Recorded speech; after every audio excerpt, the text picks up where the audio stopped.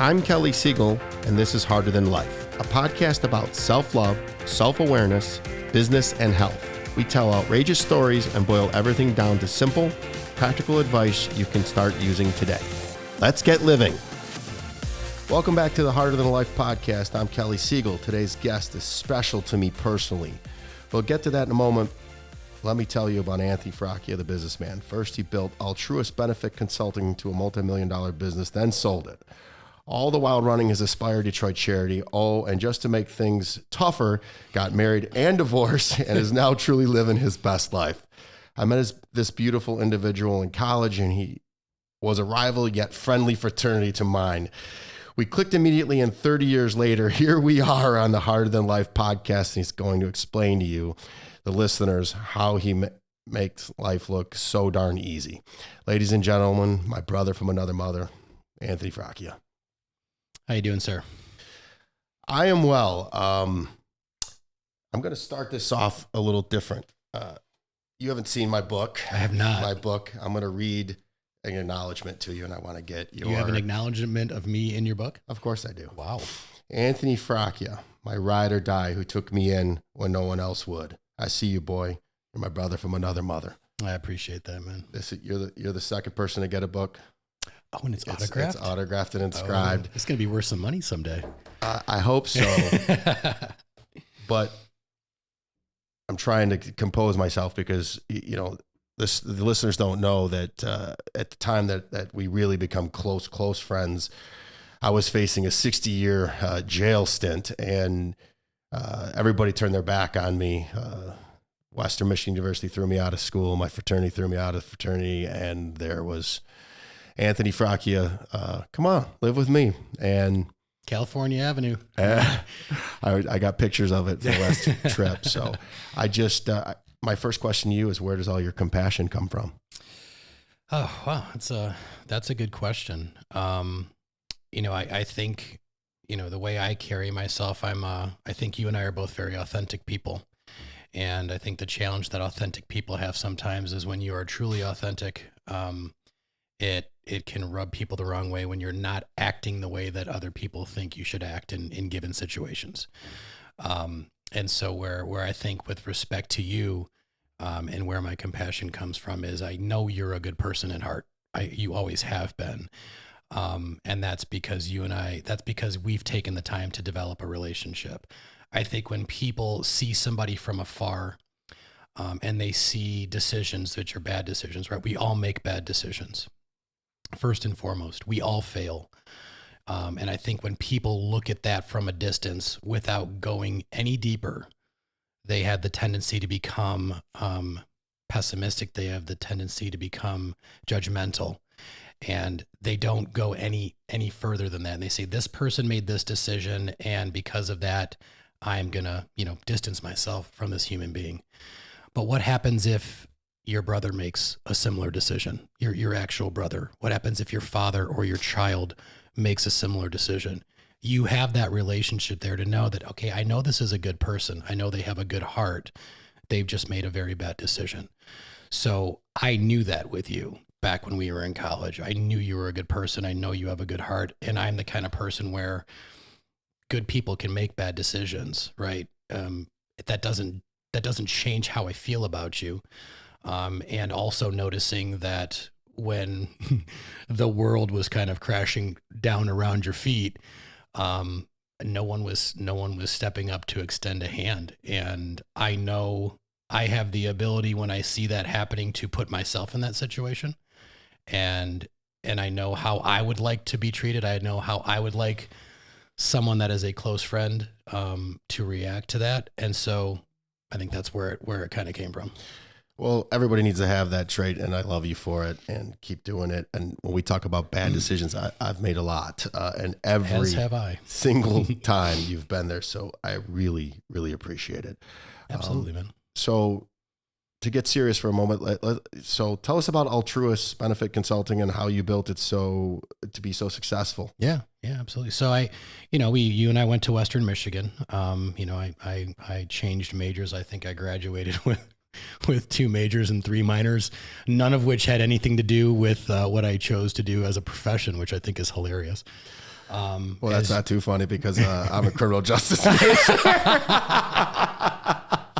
I forgot about that. Yeah. For those of you that don't know, I left with a felony. So it's been since expunged and it's gone. So no, I'm not in the criminal justice field. Not into it. Okay. Yeah, it makes sense. So I started my career at Ernst & Young. I was doing management consulting for about 5 years right out of school. Loved it. Traveled the world on an expense account in my mid-20s and just had a blast. But it was a very, very corporate and very bureaucratic structure. And I did learn from that experience that was not an environment that I could flourish in. I also come from a family where, I'm an only child. My father was self-employed for most of his life. So I think I've got some of that in me. And, after 5 years of having fun, I just realized that I felt that I would be better suited working for myself. At the time, I grew up in the restaurant business. My father had Italian restaurants. I've been working nonstop since I was 10 years old. I'm 47 years old now. And, I tell people how old we are. I look back at that and, I think it was a good experience. And my father would always tell me like, hey, I'd rather you learn how to make money and save money and be responsible with it at an early age than have you, figure that all out for the first time after college. And so I think that worked out. But my father, got out of the restaurant business right around the time I was leaving consulting and got into the insurance business. And when I was, leaving the consulting business, it was probably the first time in my life I didn't have a plan. And it did not work well with me. I was really struggling actually because I didn't know what I was going to do next. And my father was like, hey, you should check out this model. It's pretty good. And I think you'd like it. So I came home. I was living in Denver, Colorado at the time. I came home, sat with him and learned the business model. Obviously recurring revenue model, which is the best model you can get in my opinion, if you're going to start a business. And I mean, that's where it started. And no joke. I went from making six figures down to $0. And I started this business with my father out of my mother's basement 20 years ago. Flash forward, we're, top line revenue, well over $5 million. I sold the business. I bought my father out about 6 years ago, optimized it a little bit more, took on a business coach, Fadi Baradihi Business Performance, amazing man, helped me tremendously. And we conditioned this business after I bought my father out. We conditioned this business for a sale, and there are actions that you should take specifically if your intention is to sell a business. And he taught me that. And so and I've got another story about this, but someone came knocking at my door and wanted to buy us, and it was around the time where I'd been in the business for 20 years, and I thought it was a perfect opportunity to start the next chapter. So we sold. All the years I've known you, I didn't even realize that our story was exactly the same. I literally, I was making six figures for working for a direct company and I just quit and went to zero and started off my recurring revenue dream, which was at the time Kelly Communications, which is morphed now into National Technology Management. The recurring revenue model is fantastic because, when it's winter, you're still getting paid. So if you can start a business that is reoccurring, that's where you want to start. The big one times are great, but they won't get you through the tough times. So, 100%. And I tell you, when the pandemic hit, that's the first thing I looked at. I was like, oh, is everybody going to pay their bill? Yeah. And everybody did. And when it did, and I was like, oh, thank goodness. So we got a stay of execution for a month. But so another thing about you that is fantastic is that you're very strict on your boundaries. So what are some of your non-negotiables in life and in business, whichever you want to talk about? Yeah. It's interesting. I was having this conversation with a friend a little while ago, and I didn't even realize it until he kind of talked, we were in this conversation, having this dialogue, and he kind of said back to me what he was hearing. And it's a code. It's kind of a life code I've unconsciously developed over time. I think the first thing is honesty and integrity. I think people who try to portray something that they're not, is something that I don't have a lot of tolerance for. I can take someone who might be a little bit rough around the edges, but who's authentic. And, who is authentic and doesn't try to be something that they're not. That's a big thing for me, right? Because that's the way I am. I don't, I have a statement on my Instagram post that says, speak less than you know and have more than you show. Well, that's really nice. And I call that big hat, no cattle. Yeah. I mean, I just think, I think people that have a tendency to show a lot, but don't have a lot. Another thing that doesn't really, jive with me. But I think what it comes down to at a very pure level, I think is honesty, and integrity. And, if I'd rather someone tell me bad news and be honest than talk around it and make it sound like everything's okay when in fact it's not. Because that's the kind of way I am. I don't have much of a filter. I'm a very direct, a very assertive person. And that works well for a lot of people, but it doesn't work well for a lot of people. And that's okay. The one thing that I think you understand more so than most people, and one thing I've learned is I don't need everybody to like me. I stay true to myself. And if that's okay with you, great. And if it's not okay with you, that's great, because I have developed a core group of people in my life that I love to death, and I don't need anybody else. Now, if other people come into my life and they're okay with the way that I handle myself and my business and in my experiences, great. And if not, that's okay too. No hard feelings. This is a first pivot now. So you said something that's just paramount in personal development and just living a good life. I always say to people now, and it's took me years, probably now sitting here talking to you across from you, I realize that's another thing that I admire about you, was the ability to it's none of your business what people think about you. And I've adapted that. And it really comes with loving yourself. And it starts at a really young age if you have fabulous parents, which I did not have. Mm-hmm. So I just want to rerun that back because it's so good. It's not being concerned with what anybody says, even the good or the bad about you and what they think about you. Mm-hmm. That is loving yourself and having respect for yourself. And that comes with honoring your word to yourself. It's just comes with having the right intentions as well. When you know you're doing things with the right intentions, and those intentions aren't nefarious, those intentions aren't to hurt people or damage people or to try to, screw people over in life, in business.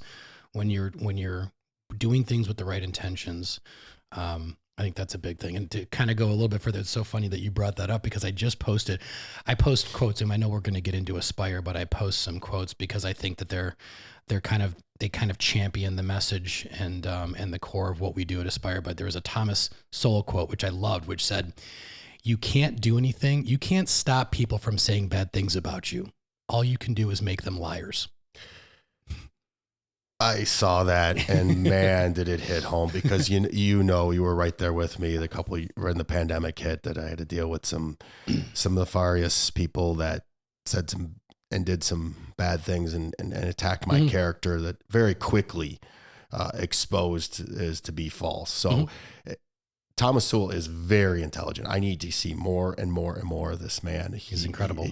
I got to get some of his books. He's like the best kept secret. Yeah. So if anybody doesn't know about him, man, look it up.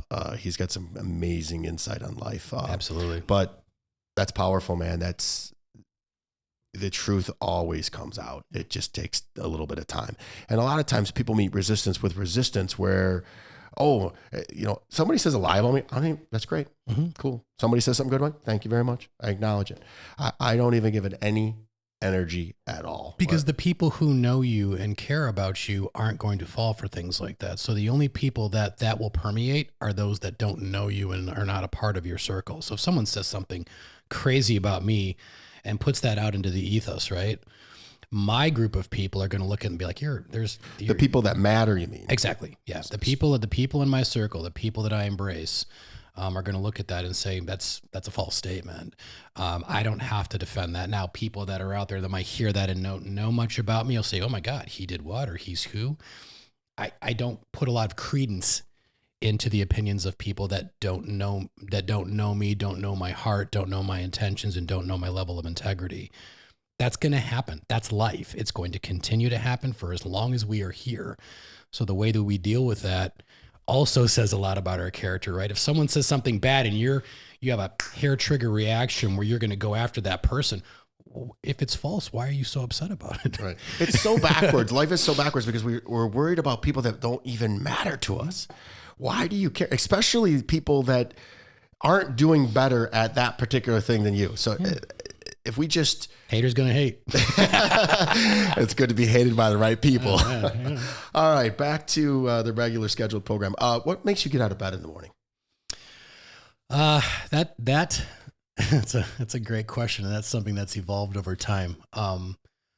You mentioned, in your intro that I have gone through a divorce. It was a very difficult time. And I was raised Catholic by my parents. I drifted a bit from that faith, when I was in college because of what I saw. Again, integrity, right? The way that I saw the Catholic Church and how they handled a lot of the abuses in the Catholic Church, and the way that was handled did not sit well with me.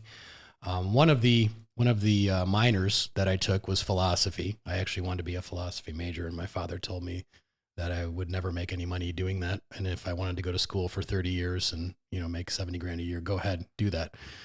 But one thing I learned, I fell upon Eastern philosophy in that pursuit, and fell upon Buddhism. And so I was a Buddhist for a while, practicing Buddhist, and then kind of drifted from that because there was a lot of challenges with how I lived my life towards, and how that compared and contrasted to that faith.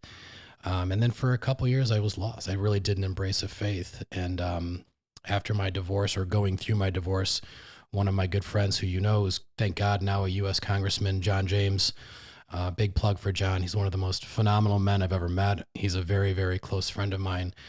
One of the things I admired about him most is his faith and how he carries his faith. And he never put it on me. He never said, hey, you've got to come to church with me. He waited for me to ask him. And I waited very long. And I was in the gutter when I asked him. I said, I'd like to go to church with you. And his face just lit up.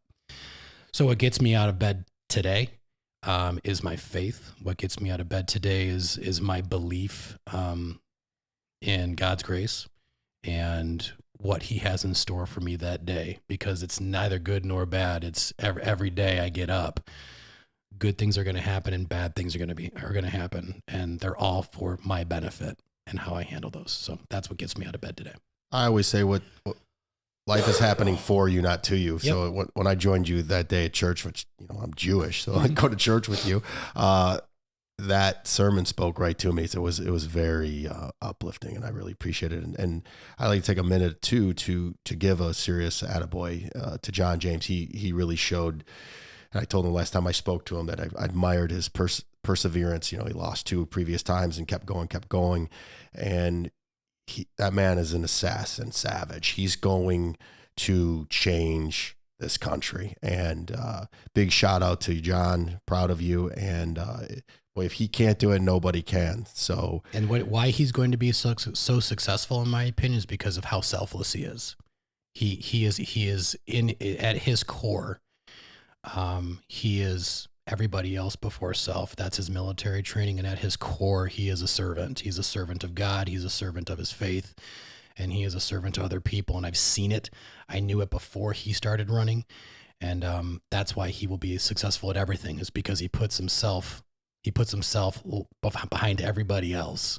Sometimes what I tell him to his fault, but that's the way he is. He's a servant. Well, if you think about it, that's literally what politics is supposed to be. That's what it should be. They're servicing us, but I don't understand how. And I try to stay away from politics. But you talk about you wanting to be a philosopher. I wanted to be in the political science arena, but I kind of screwed that up with the selling of the drugs. Yeah. They frown upon that. I don't understand why. There's a bunch of crooks in Congress.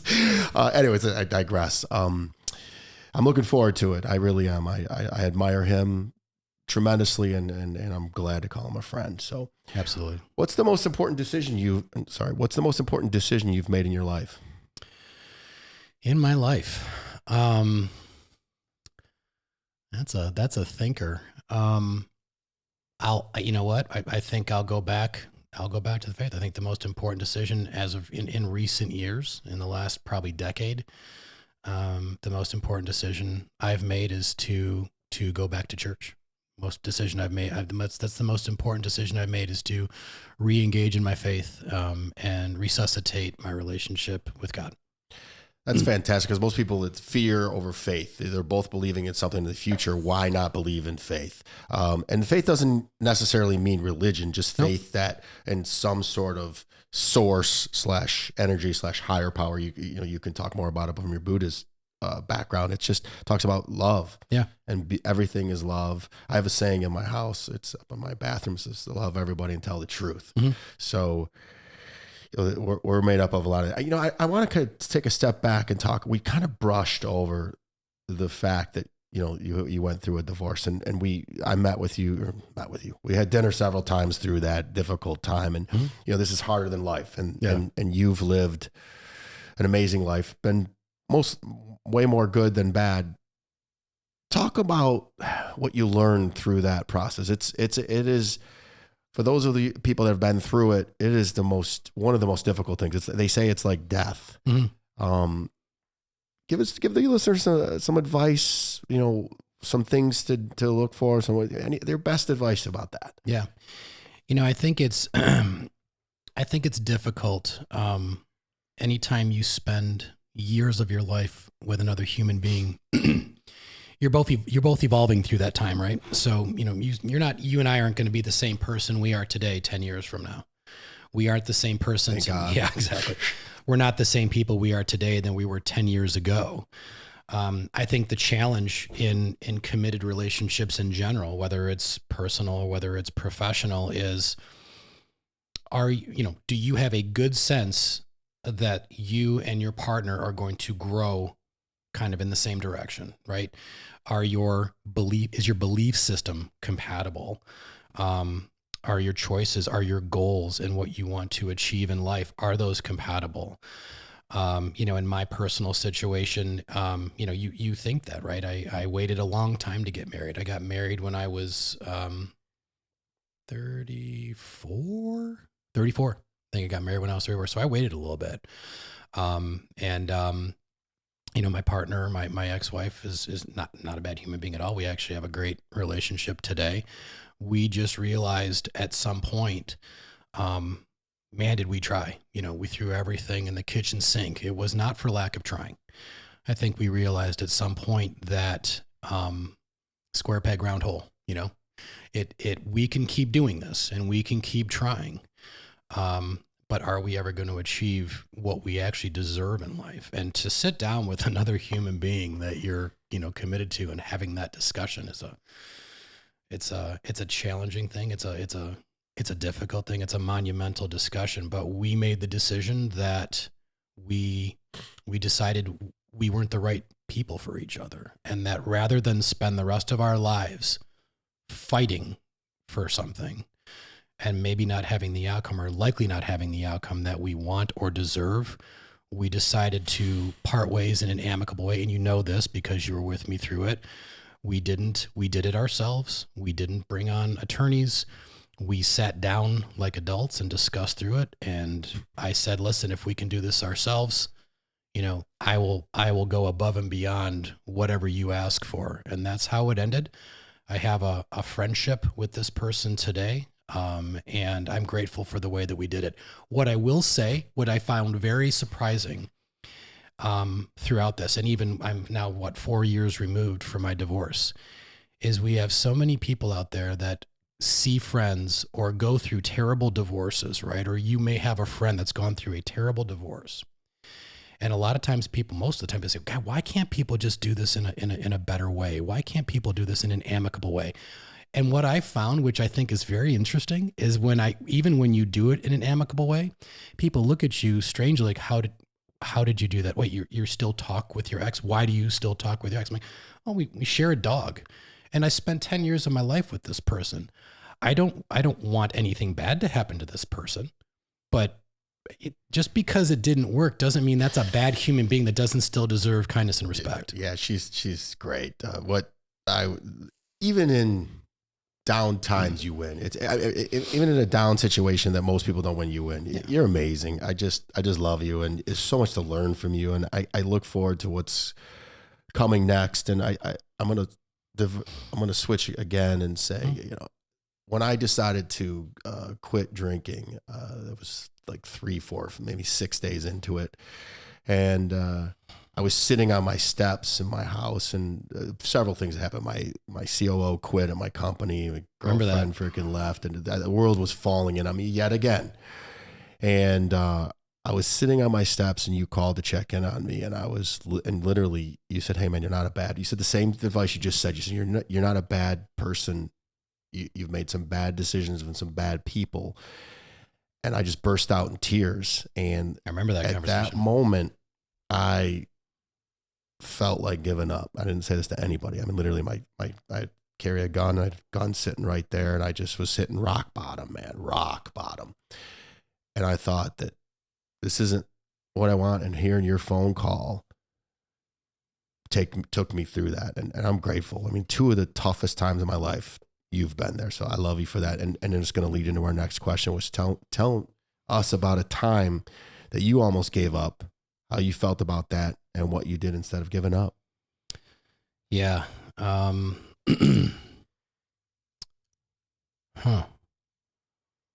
it's okay if you may, I don't know if you've ever thought about giving up. I mean, I don't, I will say that, I don't necessarily think it was giving up, but, I'd say, interestingly enough, one of the most challenging times in my life, believe it or not, was when I left my job after college and didn't know what I was going to do. That had never happened in my life. I didn't know that about you. I fail to plan to fail, and you do not like being you don't like just going with the whim. I do not. That is that's something that is hardwired into me, and I didn't know it until I was actually in a situation where I did not know what I was going to do, in life. And a lot of this goes back to, being a child of divorce, right? When you have parents and as you know, I tell people that I'm an only child, but I had a sister, and that she was, she was murdered when I was younger, and what that did to my parents, right? That happened. My parents got divorced when I was 10. My sister was killed when I was 13. And so when you're in that situation at that age, you're right at that cusp where your brain's not necessarily mature enough or developed enough to really comprehend the brevity of a situation like that. But what I did see is I saw how it affected my parents. And I committed to myself as a 13-year-old, if you can believe this. You can go one of 2 ways in a situation like that. I had every excuse in the world to be an absolute degenerate, drug addict, good for nothing, useless piece of garbage, right? I had, and anyone would look at me if I did that and say, well, that's because these things happened to him. The other path you can go is you can say, I'm going to take this and I'm going to be super kid because I'm looking at what my parents are going through right now, and I'm going to try to make up for it. Now that's a lot for a 13-year-old to take on, but that's what I did in that environment. So part of that, and getting back to your question and why this was so hard for me, was because from that moment forward, I had a plan for everything and how I was going to how I was going to make up for what had just happened. You're going to try to control what's not really controllable. 100%. And that's what a 13-year-old would do, right? I know it. So we all do. At my age now, I know that's not a possibility. But at 13, in being immature and thinking I can actually do this, that's the persona I took on. So when the time came where I didn't have that, because I'd committed at that point, gosh, I was 27 years old. I committed 14 years of my life to that concept. And, to try to make my parents proud above and beyond what their expectation would be, to try to take some of this pain away from them. And when that broke and when I didn't have a plan, the impact on me was dramatic. I really it was a not getting out of bed type situation. I didn't know that. I know. And not a lot of people do. And it seems on the surface it doesn't seem like a very traumatic experience, but for me, that had a profound impact on me. Well, that's the childhood trauma, and that we all run from. So you just basically outlined the Harder Than Life book that I wrote. I did go down the path of drinking and drugs and all that, and then kicked it and said, let's take this to the next level. Yeah. But, everybody, my grandmother used to say to me, hey, you have every right to be a bum. Yeah. But you just didn't choose it. Yeah. And, life is a choice. So a lot of there's so many things that you just said that we can unpack and go all over the board with. But Dr. Joe Dispenza says, you figure out the what and the why, and the how always makes it. So I'm sure since we've gotten older, you've realized that a path always, you just take one step forward, and a path always appears. Yeah, of course. You just have to have that faith. Yep. That we talked about earlier. 100%. If you could have dinner with one person alive or dead, who would it be and why? Hunter S. Thompson. No question. Who is that? Hunter S. Thompson. Leave it to you to stump me. Oh, I know this because people ask me this question all the time. I find him to be one of the most interesting human beings on the planet. He's no longer with us, but he is an author. He was the one who pioneered gonzo journalism. He wrote Fear and Loathing in Las Vegas. He wrote The Rum Diaries. He wrote, a number, and he is I don't even know how to put it. This guy is probably he was probably borderline insane, but just in a very creative way. I find him to be one of the most interesting human beings. I've read a lot about him. I mean, he lived in Aspen, Colorado his whole life. He ran for mayor at one point. And I am absolutely enthralled with his style of writing, and the way that he sees the world. So that is a human being that I tell you, I would love to spend, and it wouldn't be a dinner because it would start as dinner, and it would morph into a 12-hour bender of, we would start at, I envision us starting at dinner and then going to a bar, and then at some point we're going to be shooting machine guns out in the middle of a field at trees or something, and he's going to be telling me why this is an important aspect of life. I find him to be one of the most interesting human beings on the planet. It's sad that he's no longer with us, but if you pick up any of his books and read this guy, he's phenomenal. That's awesome. Now I'm going to pick that up. So I had dinner with you a couple months ago, and we had a mandate, which I thought was hilarious. The two of us just stayed at home and had cooked dinner and just caught up, it's just so freaking awesome to me. You told me about this changing world order. Describe what that is to you and to the people, and because I watched the whole thing. Did you watch it? I did. Yeah. Anything you send me, okay, I look at. I mean, if you're winning, I'm going to emulate that. I'm no dummy. Changing World Order by Ray Dalio. So for those of you who don't know, Ray Dalio is probably one of, if not the most successful fund managers of our time. That's a fund called Bridgewater. And he is also a student of history, which most successful people are, right? Most successful people understand the concept. If you don't know your history, you're doomed to repeat it, right? So he has a video out on YouTube and a book that goes into much more detail, but it's a 45-minute video called The Changing World Order. And what he does in this video is he explains the cycles of empires, right? All the way back to like the Mongols, right? And then, you have the advent and the ruling of, the French and the Dutch and the British, and now, the American, USA. And he explains in these cycles, they all follow the exact same path. And I'm not going to, dictate the entire thing, but the concept is effectively when you have a power, a empire that is, what we say empire in decline, right? They've been on top for so long, they've gotten used to it. They've become maybe a little lethargic. They've become content. They've become lazy, for lack of a better term. And that's when the decline starts to happen. Then there is a surging power in parallel with that is rising at the point where the empire and control is declining. So is this America and China? This is America. Well, what he believes, and I absolutely believe it as well, is now we're seeing, anyone can look at what's happening with our political system today and see what's happening with us as a culture. I'm very disappointed in the culture of our country right now and what we seem to place a high level of importance on and what we are ignoring. And so he explains the cycles and he explains exactly how they happen. It's really one of the most, as you watched it. It's fascinating. It was fascinating because it was simple. It was simple. He made it so simple. It's not like you're watching this documentary that's so boring. It was, I watched it. It makes perfect sense. And what's even more fascinating is how similar Every cycle is. So that again, if we don't know our history, we're doomed to repeat it, right? And so now we're in this challenge right now where we've got a rising power and what I believe is a declining empire. And I really would love to see us correct course and make some fundamental changes, get back to our Constitution and the rules and the philosophies that made us the country we are. Will that happen? I don't know. But that is one of the things that interests me, right? Is just seeing the similarities in the course that every ruling power has followed, and the decline and when it starts and how it starts and when it goes out is almost identical with everyone. Well, it's fascinating because I believe, and it's been a couple months since I've watched it, but it talks about how the dissension starts from within. Yeah. And that's kind of what I always say this all the time. It's united, we stand. Yeah. Divided, we fall. 100%. And just because you don't agree, listen, we don't agree on everything. Right.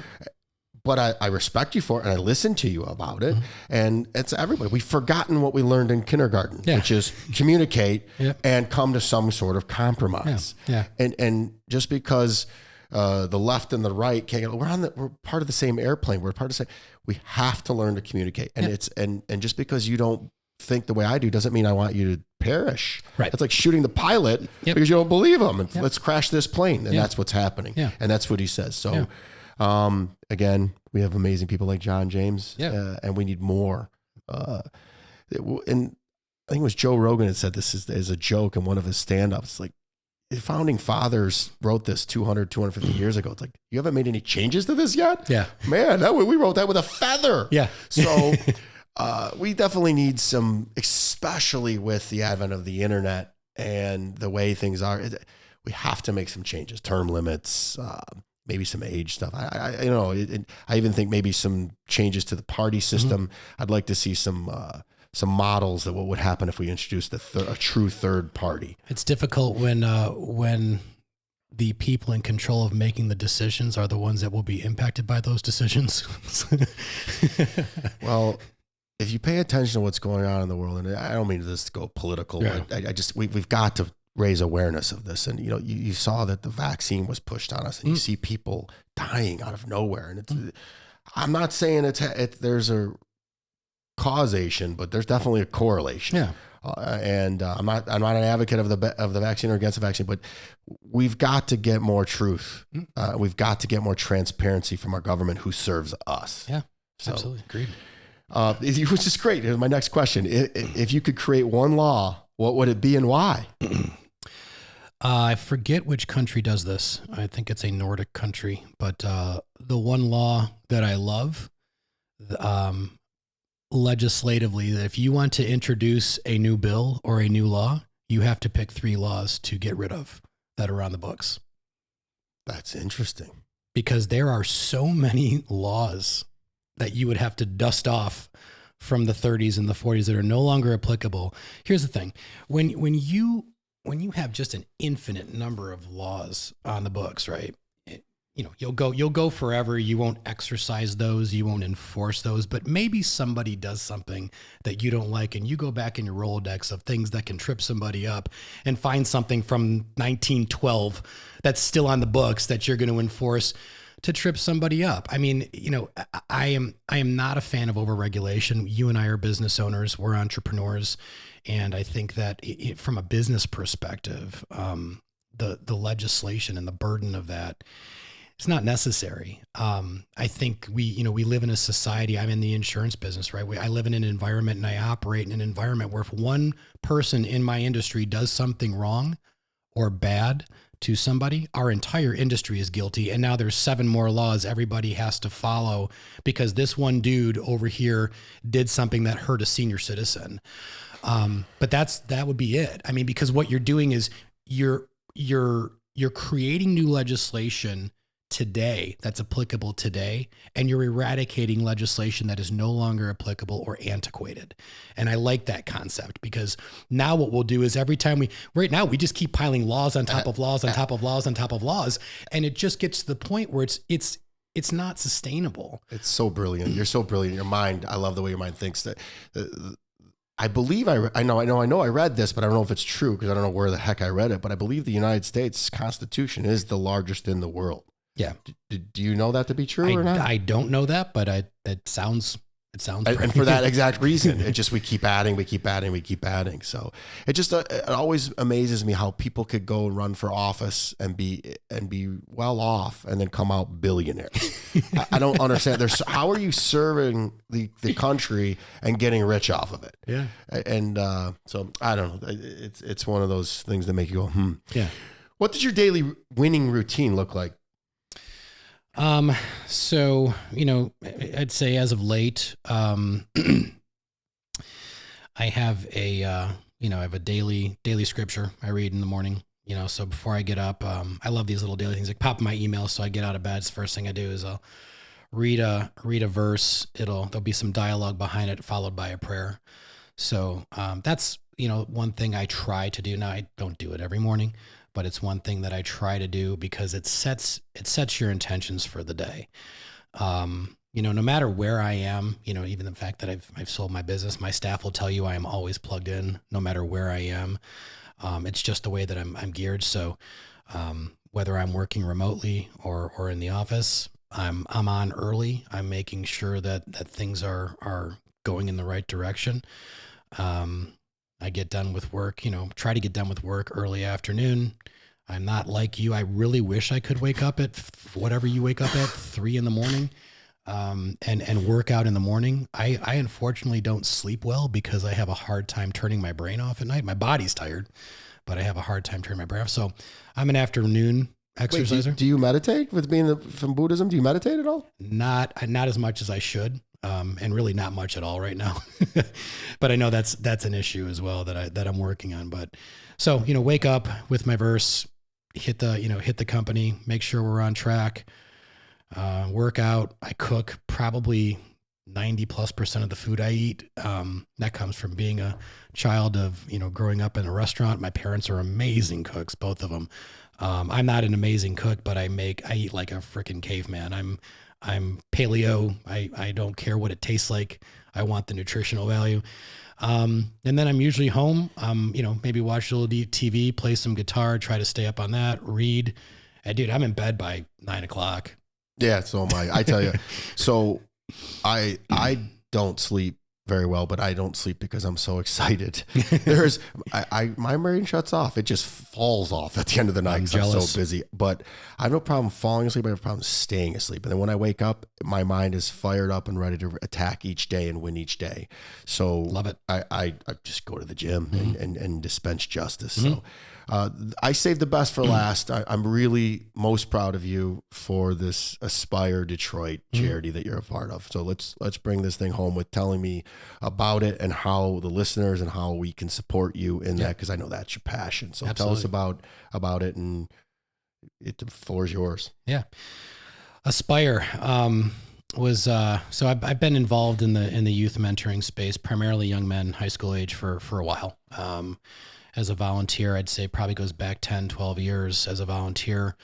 I served on the board of an amazing organization here that's still in effect called Threads for Success, started by a man who, just an incredible human being, Rob Walkler, who unfortunately passed away last year. So shout out to Judy Walkler and your family.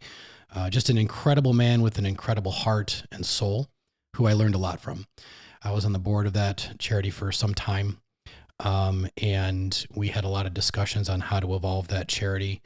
The construct of Aspire was what I brought to the table, and we decided as a group against it, and it never left me. It was one of those things, as I'm sure you know, when you're very excited or passionate about something, you have trouble sleeping, right? You're waking up in the middle of the night writing ideas down because you don't want to forget them.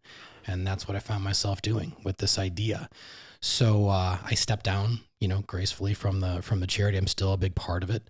And I reached out to a school administrator that I had worked with through Threads for Success, explained what I wanted to do. And he said, hey, if you do this, I'll give you a classroom to teach it in. So I went to work. So Aspire is basically a curriculum that we've developed from the ground up. Focusing on 3 main principles: personal responsibility, financial responsibility, and professional responsibility. So to dive a bit deeper into each of those, the personal responsibility really just starts with the basics, right? We literally start off with the importance of saying please and thank you. We talk about how to give a real apology. What are the components of a real apology? We talk about accepting apologies. Most of these young men and women now, they're involved in sports. So we talk about winning and losing with integrity. We talk about identifying and embracing a core value system and why that's important. It's important to kind of hold yourself to principles that you believe in, and things that you look for and you would like to see in other people and in friends and family. And then we talk about goal setting, right? Herman Edwards said something great. He's a former NFL coach, and I love this quote, and I use it in my curriculum. He said, "A goal without a plan is a wish." And I explain that to these kids. You can't just say, "I want X, Y, and Z," and gosh, I hope it happens. It likely won't, right? Putting together a plan to achieve a goal dramatically increases the probability of you achieving that goal. So we go through that. Then don't forget it takes action. It takes action as well. Absolutely. And then we transition to the financial side. And this is something that I'm very passionate about because we don't teach financial responsibility in schools, right? It's not part of a public school curriculum. And as a result, we have young adults coming out of high school, coming out of college, getting into the working world with bad financial habits. And so we get very basic, right? We start with, what is your take home pay, right? If someone gives you a job and pays you 50 grand a year, 50 grand a year is not going into your bank account. So why we explain that, right? Now you know what your take home pay is. We then dovetail that into setting up and running a personal budget and listing out, this is the money coming in, this is the money coming out. If the money coming out exceeds the money coming in, you've got to make some adjustments. Once we know that, then we start teaching about how to save money for short-term, medium-term, and long-term financial goals. We talk about owning a home versus renting a home and which is better and at what time in your life should you make that decision. We talk about the basics of compounded interest. We talk about the dangers of personal credit card debt and how that can bury you. We talk about credit scores, things you can do to improve your score and things you can do to damage your score. So what we do is we want them to start with the personal theories and philosophies. We then want to layer financial on top of that. And once we have those two in place, then we talk about professional responsibility. So this is all about writing effective resumes, right? And we're talking about high school kids. They're not going to have a lot of experience. There's techniques for how they write a resume. We talk about marketing yourself. We talk about the importance of LinkedIn. We talk about how to interview properly. And what we do is we have a lot of ideas and techniques and tactics that will help separate these young adults from their peers. And that's really what we're trying to do is, in a sea of young adults that are out there looking for work, what is your differentiating aspect? What's making you different than your peers? So we nail down on that. That's our core curriculum. I started teaching it in schools by myself. I've done that for the last 3 years. I'm obviously, as you know, I'm moving to Utah here next week. So I put a directive upon myself to say, if I want to keep this going, I have to convert this curriculum into a virtual microeducation curriculum.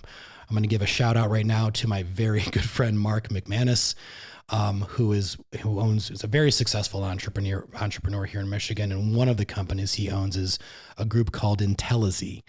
And he connected me with them. And what they do is they literally convert physically delivered curriculum into virtual microeducation format. Amazing team, right? So now I have the ability to go to any school and I can license my content to a specific number of young adults that want to take it. I can license it to an entire school and let them run rampant with it. There's a lot of things we can do. So that's the base curriculum. And now that that's established, now what we're doing is kind of taking a masterclass approach where we're going to be layering accelerated classes on top of that.